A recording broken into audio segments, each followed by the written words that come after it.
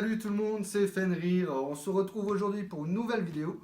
Et cette fois-ci encore, c'est une vidéo unboxing, puisqu'on va s'attaquer à la PS4 Pro. Alors, qu'est-ce qu'elle a de plus? Alors, ce que je peux vous dire déjà sûr, c'est que cette console est compatible HDR, qu'elle ne fera pas de 4K native, mais qu'elle l'upscale en 4K. Donc, upscaling, c'est tout bêtement, si vous avez une télé compatible, elle va prendre le format Full HD et vous le convertir en format 4K.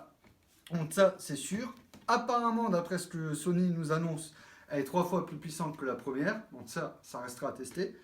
Autre grosse nouveauté apparemment sur ce modèle, c'est qu'on aura plusieurs résolutions du jeu, comme sur PC. Donc à savoir qu'on va pouvoir jouer en 1080 non détaillé, mais avec un 60 fps stable. 1080 poussé à fond, mais avec du 30 fps. Et en 4K upscale sur 30 fps. Donc, qu'est-ce que cette console nous montre? On va voir tout de suite. Alors, on s'y attaque. Alors, j'aime pas trop déballer mes consoles parce que je suis quelqu'un de très minutieux.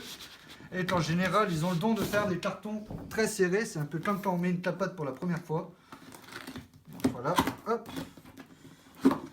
Voilà, alors, un carton qui donne sur un deuxième carton. Donc là, c'est l'annonce.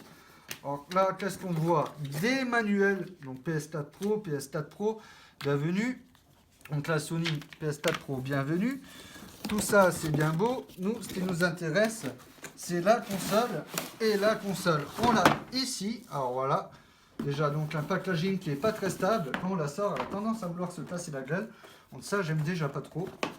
Alors là, vous voyez, il n'y a rien. Celui-là, on le met de côté. Après, qu'est-ce que ça nous annonce de beau? Donc, on a la nouvelle Alim. Donc, apparemment, elle consomme un peu plus, mais très honnêtement, de là à ce que EDF va nous envoyer des factures triplées, j'y crois pas trop. Donc, la nouvelle Alim de la PS4 Pro. Après, toujours le câble de charge de la manette. Donc, ça, c'est assez sympa de le fournir, sachant que je ne m'en sers jamais, puisque je trouve toujours le moyen de prendre autre chose. Qu'est-ce qu'on a de beau ici? Alors,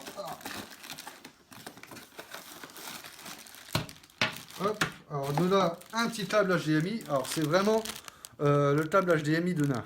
Alors, franchement, ils ont vraiment tapé dans la version nain de chez nain. Il ne doit même pas atteindre 1m30. Alors, vraiment, pour ceux qui ont la console près du téléviseur, des écouteurs. Donc là, la nouvelle version du casque PS4 Pro, qui ne nous servira à rien, puisque personnellement je préfère jouer sur un vrai casque que les choses venues par Sony. Et là, le nouveau modèle de manette, donc prévu pour la PS4 Pro. Alors, franchement, en toute honnêteté, à la voir comme ça, on voit juste que les gâchettes ont été un peu changées, c'est tout. Donc des nouvelles gâchettes. Sinon, au niveau des sticks, c'est toujours pareil. Et j'ai l'impression qu'elle a un petit peu un rendu un peu mieux en main. Mais sinon, vraiment, en main, je ne trouve pas de grosse différence. Alors, sachez aussi que moi, qui suis très pro général Microsoft, je joue avec des joysticks Microsoft dessus. Donc, je m'amuse à démonter mes manettes Xbox. Et je les monte sur la PS Pro. C'est ce que je vais faire là aussi. Parce que tout bêtement, les joysticks Sony, ils ont tendance à beaucoup s'abîmer sur les bords. Et j'aime pas trop. Donc, c'est pas la grosse accroche. Et donc, voilà la bête. Alors, la bête. Donc là, on l'a à l'endroit.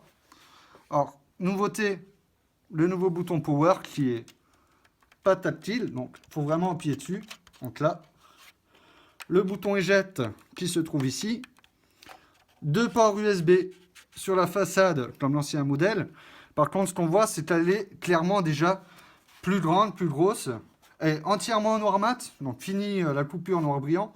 Avec le logo donc PlayStation qui apparaît là, donc Sony PlayStation, assez joli. Elle est plus haute aussi. Donc à l'arrière, qu'est-ce qu'on voit? On a toujours notre port Ethernet ici. Le port USB, donc ça c'est une nouveauté. Un port USB à l'arrière, donc pour le PSVR, ça c'est génial. On n'aura plus le câble qui passe sur l'avant. Donc là c'est pour les Dolby Digital, pour la caméra et le port HDMI. Donc la nouvelle Alim qui passe. Et là, tout bêtement, en fait, c'est le disque dur qui apparemment est beaucoup plus facile à retirer. Si vous voulez passer un disque dur 2 Tera, par exemple, sachant que ce modèle inclut un disque dur 1 Tera. Et franchement, même pour une console de ce calibre-là, ça fait très peu. Moi j'ai envie de le dire, quand on sait que la Xbox One S quelque part embarque 2 Tera, 1 Tera pour une console de ce calibre, c'est vraiment très très petit. Enfin voilà, donc la PS4 Pro, et j'espère qu'elle va tenir ses promesses. Sur ce les amis, j'espère que la vidéo vous a plu. Et je vous donnerai des nouvelles de la PS4 Pro très prochainement, puisqu'apparemment elle améliore aussi la VR. Et en attendant, partagez la vidéo si elle vous a plu, likez-la. Et abonnez-vous si ce n'est pas déjà fait. Sur ce,